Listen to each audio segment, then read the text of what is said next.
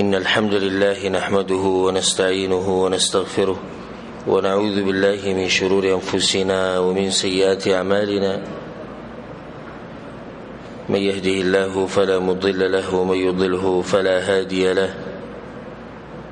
وأشهد أن لا إله إلا الله وحده لا شريك له وأشهد أن محمدا عبده ورسوله صلى الله عليه وعلى آله وصحبه أجمعين أما بعد لسما فائدة دا چې د رسول سم د سیرت مطالعه کول د دې سره به ستا چې پر رسول سم باندې کم ایمان دی هغه به مضبوطي ولې ځکه چې د سیرت په خپل د رسول سلام په نبوت د نبوت د رښتینوالي دلیل دی دي کې به د رسول سم معجزې تاسو اورئ کوم مرستي چې الله د پیغمبر صلی الله علیه وسلم سره کړی دا غو مخې ته راځي د شي نور ډیره واقعي برازي چې دغه د لاسه باغ تصدیق چې کوم د رسول سلام منکو او زموږ ایمان چې کوم پر رسول سم باندې دی هغه به مضبوطي او خبر ډیری د لس فائدې شو دوه بس نور بیان کو یو لسمه فائدہ د ژوند خوشحالي هغه په دې کې دا چې موږ د رسول سم سیرت مطالعه کو امام ابن القيم رحمه الله وی فإنه لا سبيل إلى السعادة والفلاح لا في الدنيا ولا في الآخرة وی نشتی لار د کامیابی او د خوشحالي نه په دنیا کې او نه په آخرت کې مگر دا چې ته د رسول صلی الله علیه وسلم طریقه معلومه کی او باغ طریقه باندې عمل وکي د خوشحالي لار ده او د کامیابی لار ده نو دا غټه فائدہ ده په دې سیرت کې چې د دې د لاسه الله سبحانه تعالی موږ ته خوشحاليانه نصیب کړي او د دې د لاسه موږ ته کامیابی لار اساني الله سبحانه تعالی موږ ته په دنیا او آخرت کې خوشحاليانه نصیب کړي او الله سبحانه تعالی موږ ته د کامیابی لار اساني کړي دولسمه فائدہ د صحابه کرامو مقام پیجندل ځکه سیرت کې ډېر واقعات راځي تاسو به ور ان شاء الله چې څنګه د صحابه کرامو په خپل غریبۍ کې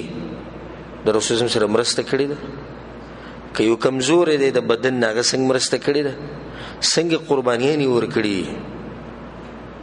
د مشر صحابین واله د ټول اخرنه صحابي چې کوم دغه پوری تاسو ته دغه قدر او مقام هغه معلوم شي چې د څومره اوچت انسانان دي د زمکه په د مخ باندې پیغمبرانو نورست او څومره قربانیانی زموږ د پیغمبر صلی الله علیه وسلم لپاره ورکړي دي څومره قربانیانی دوی د دین لپاره ورکړي داسې ناشنا انسانان نو د دې انسانانو قدر هم تاسو ته معلوم شي او خبر ډیر شي تاسو په ژوند کې الله سبحانه تعالی د دې انسانانو سره زموږ ملاقات په جنت الفردوس کې وکړي دا یو فائدې پتا دی دولس فائدې شو دا فائدې چې سره ووري دغه شوق خډیر شي د رسول الله صلی الله علیه وسلم د سیرت طرف ته به دا اهمه خبره ده د خلکو کې چې سره نظر وچورلې نو د رسول الله صلی الله علیه وسلم د سیرت په باره کې خلک درې قسمه دي اولنې قسمه هغه او دې خبره ته اشاره امام ابن القيم رحمه الله په خپل کتاب زاد المعاد في معرفه هدي خير العباد په دې کتاب کې هغه دې خبره ته اشاره کړې ده چې یا خو هغه سړی دی چې هغه بالکل د رسول سم د سیرت نه لري دی ژوند تیری د خپل خېټې سره کار دی د خپل خزي سره کار دی د مور پر سره کار دی او د پټو د زمکو سره کار دی او دې سړي ډیر دی والله العظیم زه په دې خبر قسم خورم چې دې ډیر خلک په من کې چې هغه د رسول الله صلی الله علیه وسلم صرف نوم پیژني بس نور ته د پتم نشته چې پیدا شوی کمزې کې او د مړ شوی کمزې کې د عمر څومره او د ژوند څنګه او د کمزې کې د پیغمبري ملو شوی دا کمزې ته هجرت کړي عبادت څنګه د دین سره خبر نه دي او دا ډیر دي زموږ په معاشره کې دا ډیر دي صرف وته دا پته ده چې رسول صلی الله علیه وسلم نوم هغه د محمد صلی الله علیه وسلم بس او دې چې به کې مشتي مته سره واقع او پر بیان کړو چې نای په چاپ کې ناسمه اول ته یو انډین لګیاو ډېرې غټې غټې خبرې کولې او دین په دې مسلو کې ګوتې والی په مخ نه ګیره او نه برید او هر څه صفا کړي وو نو غټې غټې مسلې بیانولې ما ورته وایي ورور ته دومره غټې مسلې بیانې ته به دین پوهې دومره خبرې کوه څومره چې ستا مقام وي په دین کې ګوتې مه وه غوسه شو ما ته تا ته زه هندو ښکارم او تا ته زه کافر ښکارم موږ پېژنو دین او موږ داسې او موږ دغه ما ورته وایي د رسول صاحب نوم څه دی زه مې ته ډېرې خبرې کوې نوم دغه څه دی د کعبې په رب د قسم خورم چې هغه دغه شان وي وایي د هغه نوم دی الله بیا ورته ما دا دی حل دی او فتوې لګوې تا ته دا پته نشي چې ستا د پیغمبر څه نوم دی نو بیا وایي چې د پیغمبر نوم پیغمبر دی نو مې پیغمبر خو مطلب دی پیغام راوړونکی دا یو انسان دی چې الله له پیغام ورکړی دی چې ته ورسو دی مخلوق ته خو د خپل څه نوم به یې که نه هغه نوم ماته نه و معلوم نو داسې خلک ګوره په موږ کې مشتي چې هغوی له دومره دي چې صرف ورته نوم معلوم دی نور د مخکې د سره خبر نه وي او چې د دې نه خبر شو د رسول صلی د ژوند نه نو ژوند به دې بدل شي دغه دا کېدی نه شي چې یو سړی د رسول صلی سیرت اوري او په هغه باندې اثر نه کړي او چې کله پې اثر نه کېدو نو دې سړي ته لاسنیوه کول پکار دي ځکه چې دې پته نشي چې په کومه درجه باندې دی چې د دومره عظیم انسان سیرت دې بیانېږي او په دې اثر نه کېږي چې واوري چې د رسول الله سلم لباس داسې و نو دی خپل لباس هم بدلوي چې واوري چې د رسول الله سلم شکل مبارک هغه داسې و دی به هم بدلوي د رسول الله عبادت داسې و دی به هم کوي د رسول الله سلم ناسته پاسته داسې و دی به هم هغه شان کوي د رسول الله غم خادي داسې و دی به هم هغه شان کوي لازم په سړي باندې اثر کوي نو ما خبره دا کوله چې اولنی قسم خلک کم یو دي چې د سره پیژني نه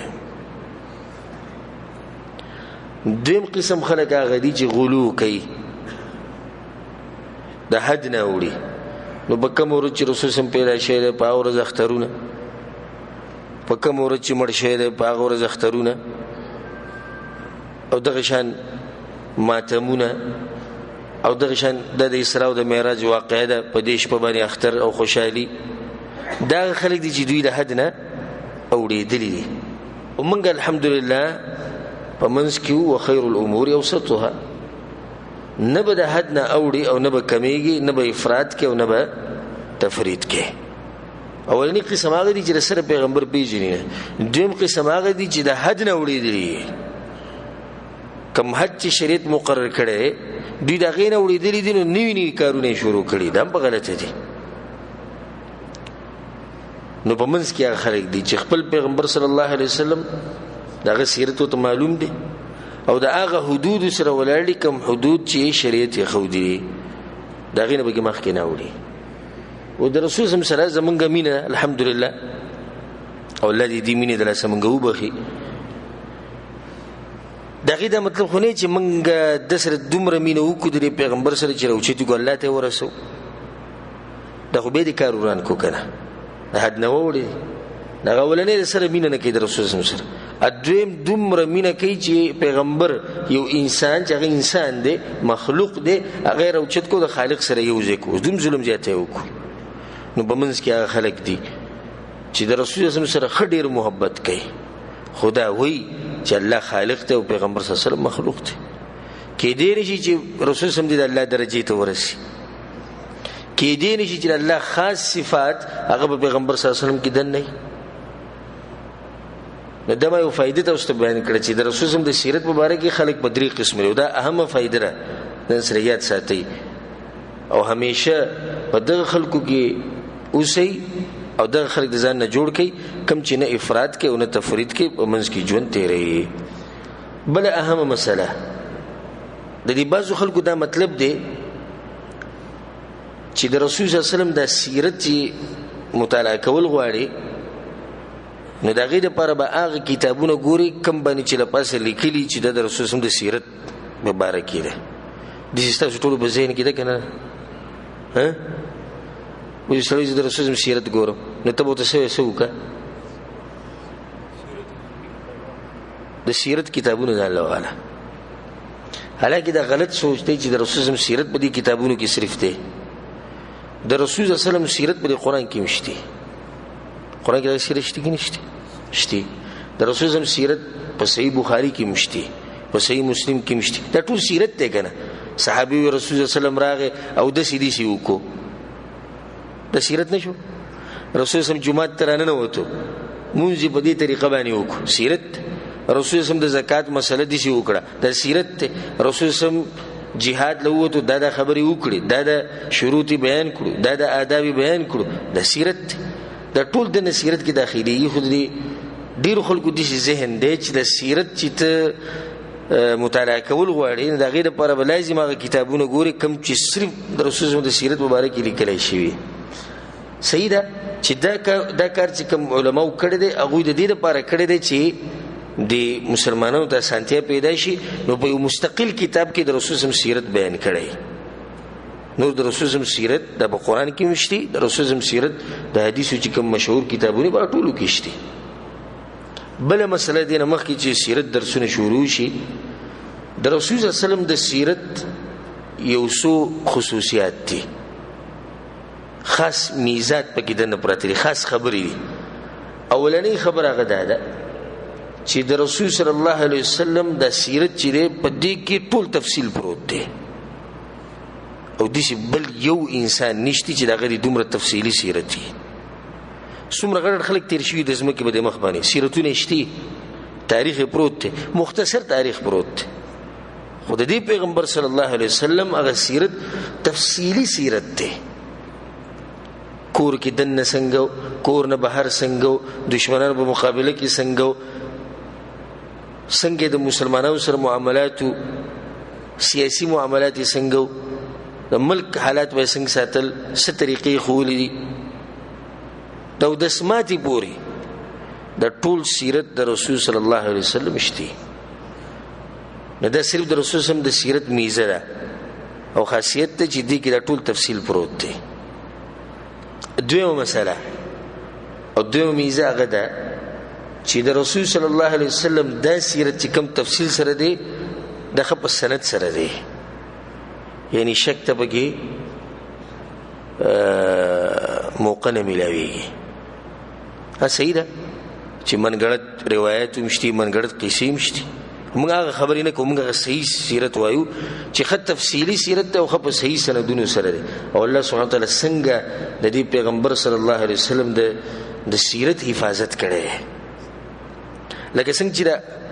حدیثونه دي کې احکام او عبادت بیان شوي، سند دي پلانی د پلانی نورې دي، پلانی د پلانی نورې دي، اله دا خبرې موږ ته رسیدي. دغه شند سیرت موږ ته را رسیدلې، په سندونو سره رسیدلې. دا کوم سیرت چې بیانول کېږي د دې سند چې یو مولا کتاب لیکلی دی چې سې په ځل کې راغلي دی، غي لیکلی چې سې اوریدلی د هر چا نه غي لیکلی نه، د خپ صحیح سندونو سره بیان شوی. او کوم ځکه چې کمزور سند دی یا منګړت روایت دی، علما او خوازی ویلي چې دا واقعیت رسول الله په سیرت کې د دروغ دي. نو دا حفاظت کوونکې په اصل کې الله سبحانه وتعالی. بل دې انسان نشي چې دغه د سیرت دې سي حفاظت شي، او دغه سیرت په دې طریقه باندې راغلی او شروع شوی د سیرت ته کوم ځای نه دی، یعنی د سیرت نقل کول بیانول د صحابه کرامو د وخت نه شروع شوی، د ورسته نه دی شروع شوی. او بای باندې یو دلیل زما په ذهن کې اوس راغی ان شاء الله په دې سیرت کې مخ کې بخپل راځي چې عبد الله ابن عباس رضی الله عنهما هغه زوړ کې ومه او لاړم د خپل ترور میمونه رضی الله عنها چې د رسول الله بیبي او دای په کور کې مشپه وکړه، او دا شپه می وی د لپاره وکړه چې زه وګورم چې رسول الله صلی الله علیه وسلم د شپې څنګه عبادت کوي، د اوس سیرت را نقل کوي څنګه الله سبحانه وتعالی دی پیغمبر غ سیرت ژوندې ساتي. ورفعنا لك ذکرک، الله وی موږ بستا د نوم دا بروخانه کو دا بدیسی کو چې همیشه به خلک یادې اوس یادې. ان شانئک هو الابتر، اے پیغمبر یقینا ستاسو دشمن به خیر دی. کله چې رسول الله د زامن وفات شو، مشرکین په خندا شو، دې میراث دي صرف لونه دي او زامن مړ شو، نه دی به څوک یادې. الله وی دوی ته وایي چې تاسو دې چې تاسو به څوک نه یادې، تاسو به خیر یې. نه هغه پیغمبر صلی الله علیه وسلم چې داغه ځامن په وړوکوالي کې مړ شوی او پاتې شوی صرف لونه وي داغه تذکره الله سبحانه وتعالی دې څه اوچته کړه چې کوم ذکر الله نو مغسته کیږي نو خو کې اوس د رسول سم نوم راشي دې بانګ ته وګوره چې الله نوم راشي د رسول سم نوم بګرای دا شم په نور د عبادت مقامات تی چلته د نمونه یو ځای راشي او هغه مشرکان د مکی مشرکان چې دغه لسل زمانو دیو کس او پنځل زمان به پنځه زمان به اته زمان به الله سبحانه وتعالی دغه تذکره او نوم او نشان او هر څه ختم کړي ما خبره دا کولی چې الله سبحانه وتعالی څنګه ساتل د دې پیغمبر صلی الله علیه وسلم د سیرت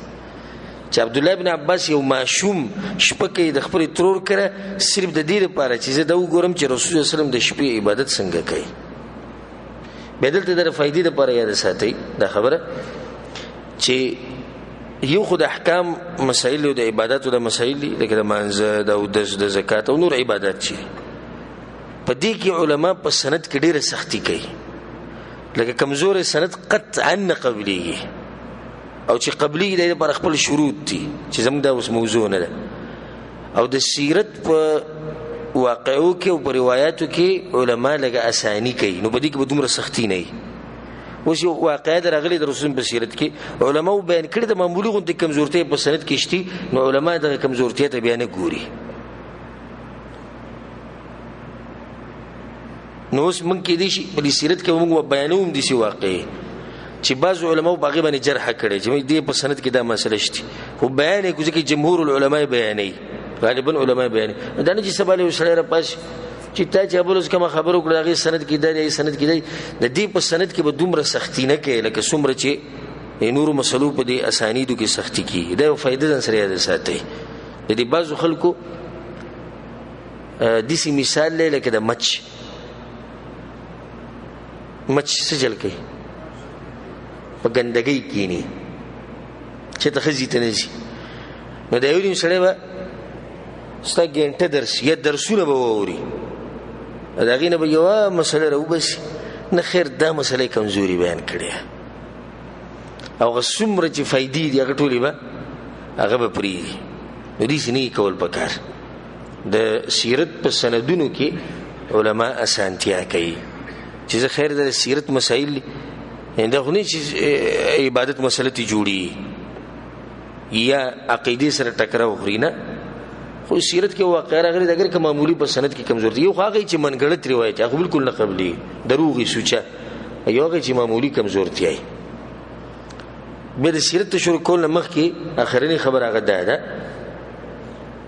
چې موږ چې کوم سیرت بیانو پدې کې یو څو میزات یعنی خصوصیات اولنی خبره چې دا سیرت موږ د الله په توفیق سره خو واضح بیانو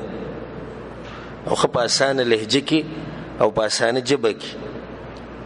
دې لپاره چې مسلمانان وروڼو خويندې د ټول به پوښ بس خلک خصوصا بعض علما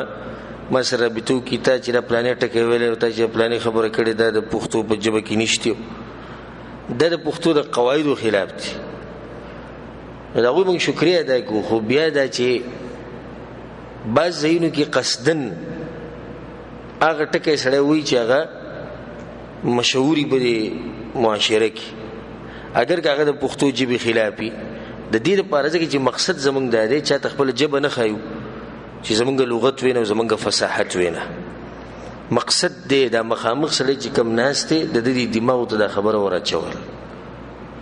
او د دې زړه ته د خبره ورچول نو ان شاء الله د سیرت به حتی الوسع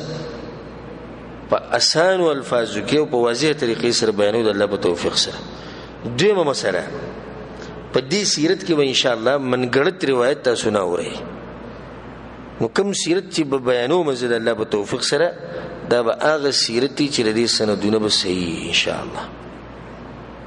او منګړت قصې پالتو قصې د خبرې چې عقیده خلافي د منهج خلافي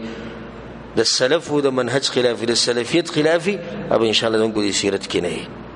ها دا فائدہ برته بیانومه چې په دې واقعي کې بعض خلک د څه قسمه قصې کوي خدا منګړتي هم تاسو د علم زیاتولو لپاره بیانو چې تاسو ته پته ولګي چې خلک دلته دا قصه کوي خو دا دروغ ده.